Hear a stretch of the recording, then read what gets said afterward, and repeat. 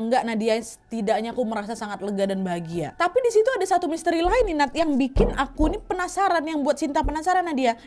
Sinta nanyalah, Nek bentar dulu, kenapa harus saya yang ngalamin ini semua? Kenapa mereka membawa anak-anak saya ke kerajaan mereka? Kenapa harus saya? Apa salah saya? Kalau memang saya tidak salah, apa keistimewaan saya? Saya ngerasa saya bebe aja, saya biasa-biasa aja kok. Di situ Nenek Haji sempat terdiam sebentar hingga akhirnya dia berkata, pulanglah Nak. Aku hanya bisa memberikanmu informasi yang mereka izinkan. Nanti sisanya kau tahu sendiri. Kata Nenek Aji, Nenek Aji gak jelasin tuh kenapa tuh kan. Tapi nanti akhirnya Sinta tahu sendiri.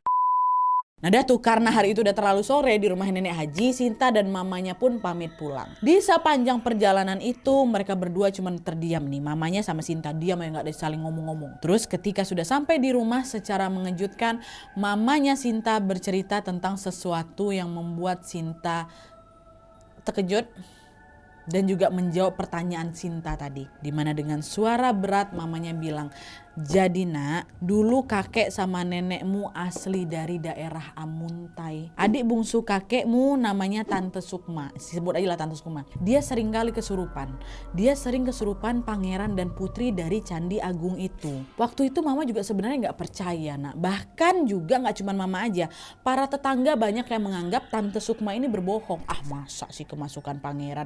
Ah masa sih sering didatangin keluarga kerajaan gitu kan. Banyak kok yang pikir Tante Sukma tuh bohong. Sampai pada suatu hari nih Nak ya, setelah maghrib, Tante Sukma menyuruh semua orang di dekat rumahnya, tetangga-tetangganya ini untuk berkumpul demi bisa membuktikan bahwa mereka ini sungguh-sungguh ada dan aku tidak berbohong. Mau dibuktikan langsung nih sama Tante Sukma Dan kata Mama Sinta setelah semua tetangga-tetangga kumpul nih, orang-orang terdekat kumpul, Tante Sukma langsung menyebar tepung terigu di pelataran rumah depan pintu tuh. Taruh aja ke depan, ke teras tuh.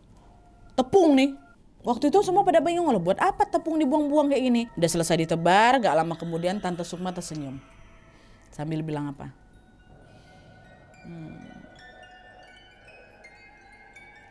Mereka sudah datang.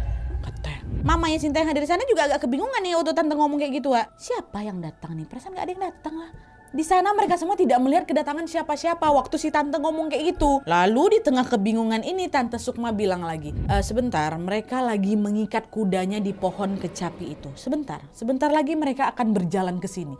Orang ada nengok mana nih, nggak ada, kosong. Tapi tidak lama kemudian ternyata betul. Dengan mata kepala mama sendiri, mamanya Sinta dan semua tetangga yang hadir di sana melihat dengan jelas bahwa di atas permukaan tepung terigu yang disebar sama Tante Sukma di pelataran rumah tadi, secara mengejutkan muncul banyak tapak kaki tapi gak ada nampak wujudnya di sana. Tapak aja yang muncul. Tak satu, tak dua, nginjak tepung terigu tuh. Merinding. Dan gak sampai di situ aja beberapa saat kemudian waktu orang pada tercengok, ada tapak. Ternyata kemudian salah satu dari mereka yang datang yang gak nampak ini langsung merasuki tubuhnya Tante Sukma. Dalam kondisi kerasukan ini Tante Sukma tiba-tiba manggil mamanya Sinta. Sini kamu, siapalah misalnya namanya, Hanum, sini. Sambil tersenyum, sosok yang merasuki Tante Sukma itu berkata, Hanum, nanti suatu saat kamu ikut denganku. Kata yang ngerasukin ini, ketakutan lah Mama Sinta. Enggak, saya nggak mau. Saya nggak mau, saya takut. Mau tidak mau, suka tidak suka, suatu saat kami akan datang menjemputmu karena kami sudah memilih kamu. Kata si sosok ini. Dan peristiwa itulah yang menjadi sangat membekas sekali dalam ingatan mamanya Sinta.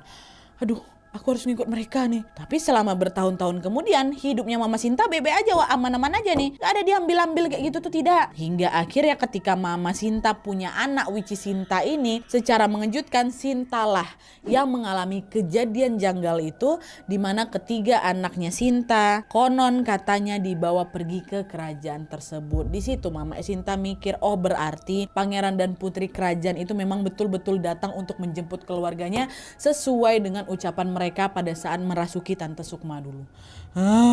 Tante Sukma ini berarti tantenya mama ya kan Wak ya? Iyalah anak bungsu dari kakek kok ya kan? Dan dari situ lah Wak ternyata yang mereka pilih untuk dibawa ke kerajaan mereka adalah anak-anaknya Sinta tadi yang bertiga itu. Dari situlah dibongkar semua sama mama kan?